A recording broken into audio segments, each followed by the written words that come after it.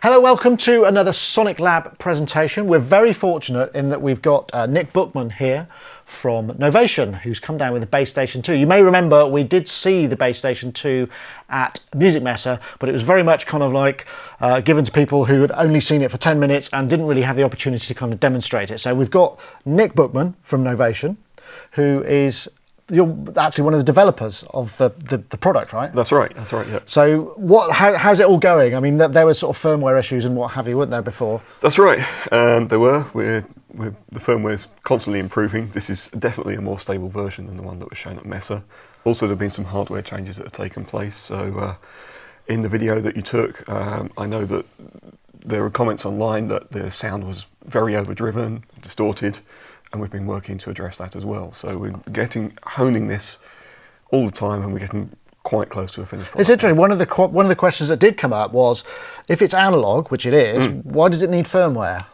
Because there's a microprocessor in here which is controlling the modulations. It's also scanning the control surface. It's scanning the keyboard, and we've got patch storage on here.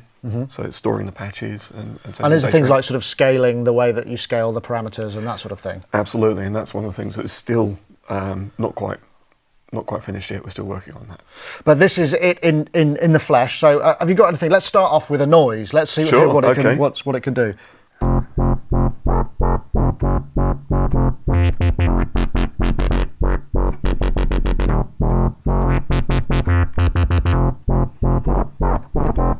Oh, so what's that? That's actually aftertouch, right? What's the aftertouch is routing to the LFO speed, right? That's right. So aftertouch can go to several places. It can go to filter frequency, LFO to oscillator pitch, and to LFO to speed. LFO 2 goes over here to the filter. So when I press the note down, I've got LFO 2 controlling the filter. Press the key down, it opens up the filter and also increases the speed of LFO 2. One of the other big questions that came up is like, can we listen to the kind of raw oscillator sounds? Sure. So if you could set that up, that'd be great. No problem. Oscillator 1 on the sine wave. And what about a bit further down? Next up, triangle. Which is actually very similar in ways, just a bit more harmonic content, right? A bit more pointy. Exactly. Sawtooth. Let's hear it a bit further down as well. Right, let's go right down. Can you actually use that in LFO mode then, almost? Well, yeah, that's exactly what we've got going on over here. We've got the oscillator filter mod. So if I set this up on oscillator 2 and get that going as low as it will go on a square wave. See how that sounds. Yeah, that's definitely square wave. Next, bring up oscillator 1. Right. Speed oscillator 1 up. Close the filter frequency down. So audio rate. Oh, right, okay, interesting. Anyway, let's have a listen to the pulse width as well, because that's something that I'm a big fan of, pulse width. So straight square. Oscillator 1's a square. Can we hear that a bit lower down as well? What about right at the top? What is the actual range of the oscillators? In terms of frequency or in terms of notes? That's high, yeah, okay, so that's very high. I've got, yeah, okay. And the pulse width, we can presumably modulate, you know, as one would expect. Yeah, you've got manual modulation. Right. So it runs from 5% to 95%. Square wave in the middle. You can modulate it from the mod envelope. So set that up to do something. And right, okay. So we've got two possible sources there. So interestingly, we're getting ahead of ourselves here, but out of interest, so we've got a single envelope control, but we've actually got two envelopes switchable, right? So that's right. In fact, you've got three ways of using it. You can set this up so that you've got separate control of the amp envelope and the mod envelope. Right. So the mod envelope is your filter envelope. It's also used for oscillator pitch. It's also used for pulse width mod. Okay. In the third and final position of this switch, then you can just gang them together. Gang them together, exactly. It makes it very quick and easy to control the synth. So the other thing that came up in the demos, everything was very sort of driven and distorted. So we've heard some clean waves there. Yeah. Perhaps we could take a listen to the filter and then maybe the way that the drive affects that, because you've got two separate areas of distortion and filter drive, right? So there's two bits that you can That's drive. right. Let's call up a straight sawtooth. Bring in the filter overdrive.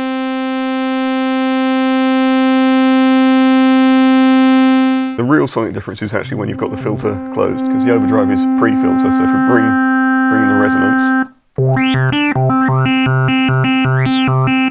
and now bring the distortion in, which is post-filter.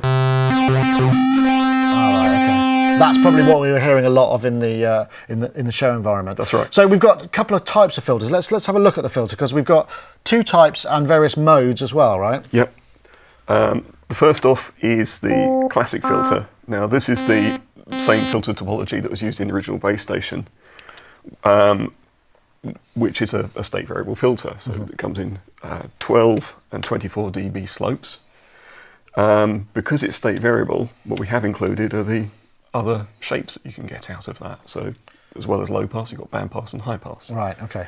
So first off, 24 dB low pass.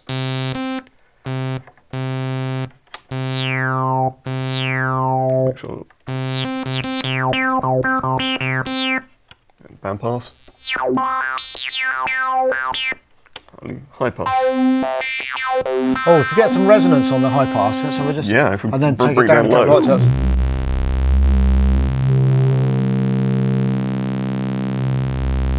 so it's one filter at a time, even though there are effectively two filter circuits in there, right?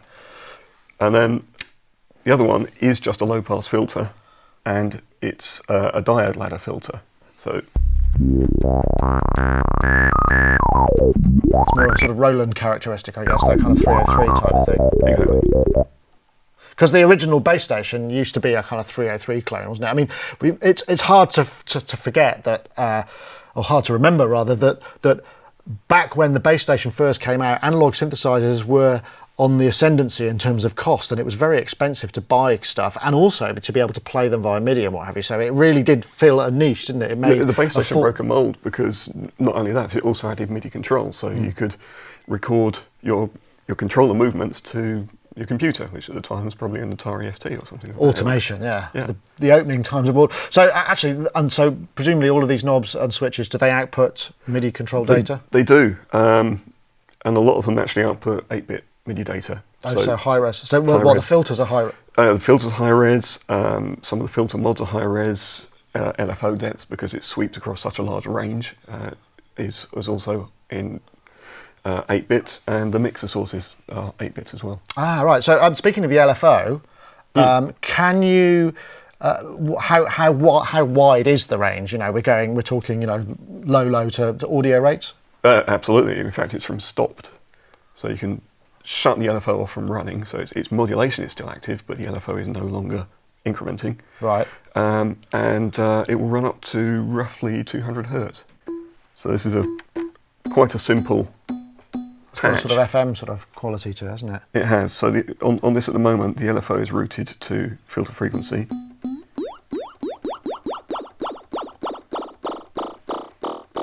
And the higher up it goes, the more into FM territory you go.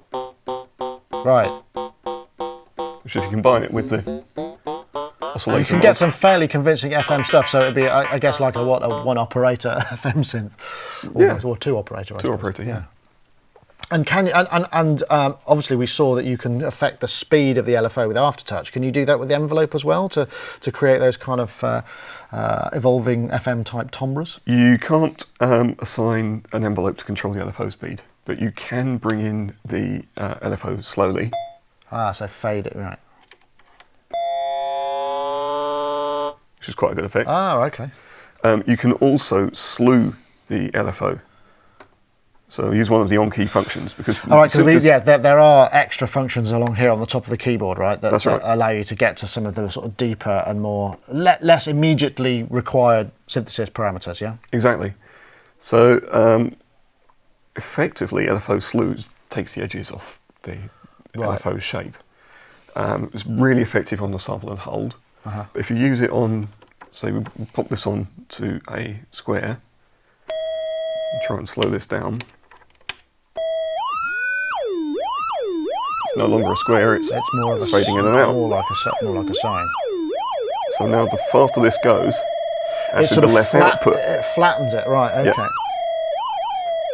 Interesting. So there's even, yeah, I remember there was slew on the K, and was it the K station or the, I don't know, there's one of the other synths that it was involved in. K-Station, I think. K-Station or KS was one of the first that we introduced it on. Yeah, excellent. So perhaps we could have a few more patches, and then, you know, I can dig in and see what's going on and ask you some more questions as we go. Sure, any particular type of patch? Well, we should have the 303 thing, I guess, so we'll have a quick listen to that.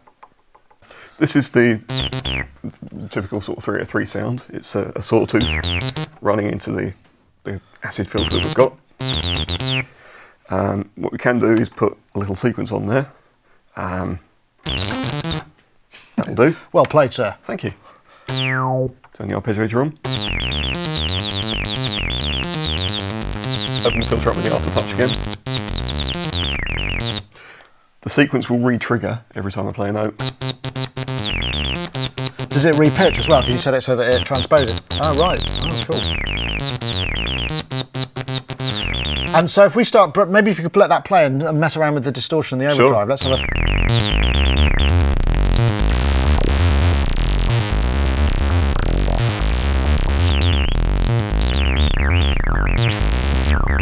Nice. Really dirty it up. Yeah, that's kind of more what we were hearing at Messer, I think, the kind of really crunchy stuff. Absolutely. You can really go to town with this if you also bring in the sub off.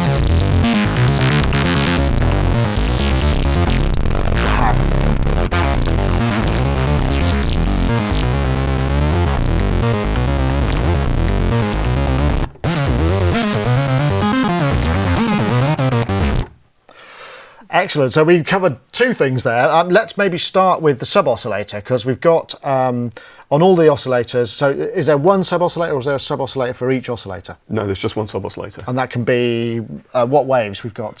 sine, narrow pulse, square. Okay, so we can get presumably some really low tones with that and kind of bassy sort of atmosphere.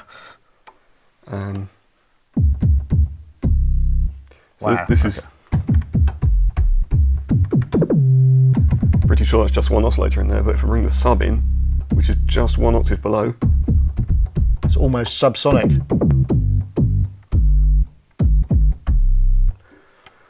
Change it to the square, bring the rest of the patch back in.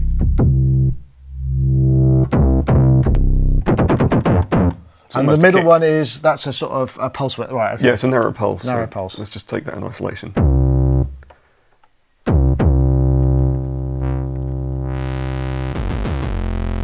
Ah, okay. So we can get plenty of bass out of it, as one would hope with a bass station, obviously. Otherwise, Trade Description Act would have you, wouldn't they? Presumably. I mean, we also looked at the sequencer and the arpeggiator. Yeah. Is there enough there working at the moment that we can kind of look at what it can do? So, it's traditional arpeggiator. Yeah, sure. We've got a few positions on this rotary over here. Call up this patch.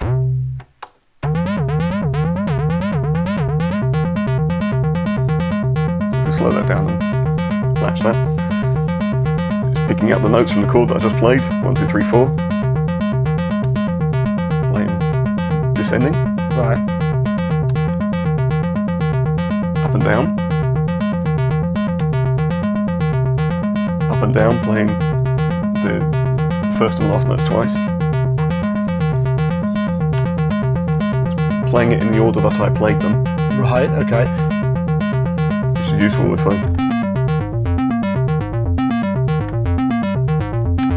random, and then you come to the record and play modes.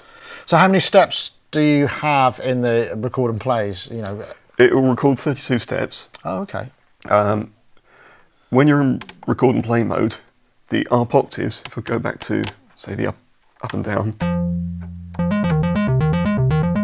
also to go up 4 octaves. That control is repurposed when you're in record and play modes. Right. So I've got 4 different sequences that I can record in.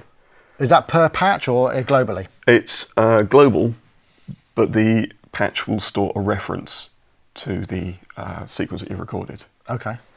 Find a different patch. Record that in. Oh, I think I know what that might be. Good old Giorgio. Exactly, yeah. What we have That's got, actually quite quick to kind of, and it just, so each step is just a division of the overall 32. Can you change? It is, if I've got a particular rhythm selected, which is just straight notes, but I can select a different rhythm.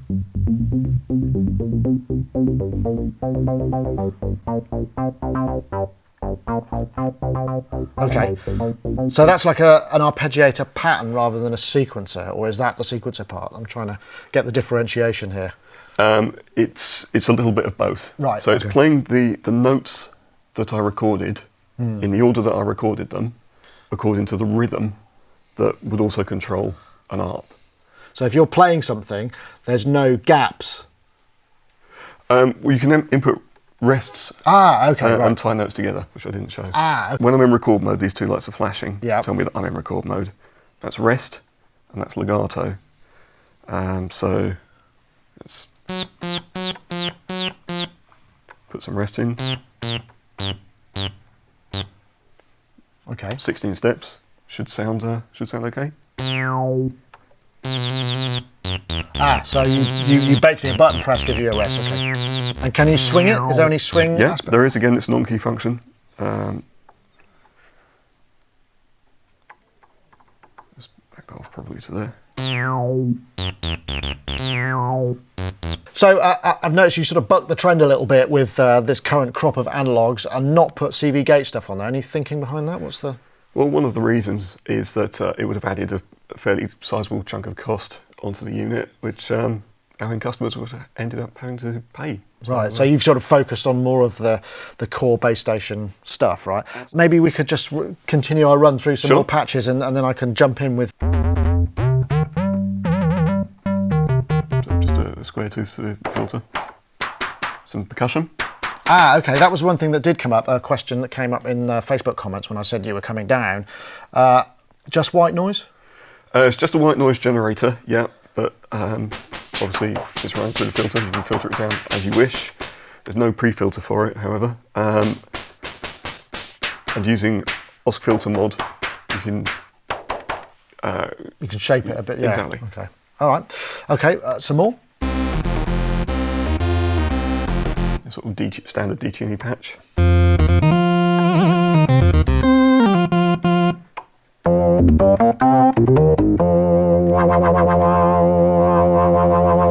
Making use of Again, using the aftertouch, aftertouch and the mod as well. Sub bass. Good sound effects. Is that a band pass or a high pass there? This is a low pass. Oh. How intuitive it sounds like it's doing something different. Okay, but there's a lot of... There's all sorts going on in that patch. Oscillator sync. Yes, that was another question, the hard sync. So you can sync the oscillators hardwise, right? Okay. That works across all waveforms, no limitations there? No limitations at all. Oscillator 1 is the master, Oscillator 2 is the slave. So here, we're listening to the output of Oscillator 2, sweeping its frequency. On some of the previous K range, you put pulse width on other waves? Yes, we did. Any reason why? Is it harder to do in analog? I mean, is there any reason why you wouldn't do that for some of these? You know, it can't be done in analog. Or at least I can't think of a way to do it. Okay. Yeah, I just wondered because I always liked that feature. I didn't realise it was a sort of digital only type. Okay. As we're tuning the interval between the two oscillators quite. Yep. Okay. Is there a limit to the? Is it an octave plus or minus, or is it? Yeah, it's an octave. But unlike the original base station, it's not in integer steps. So pick up oscillator 2.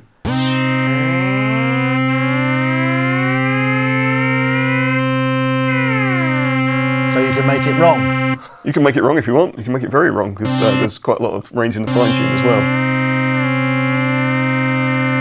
Right. On drunken synth.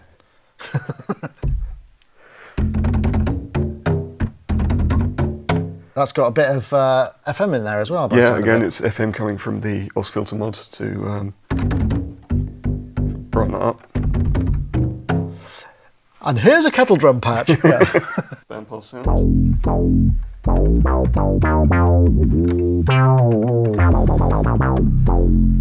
Thundering bass.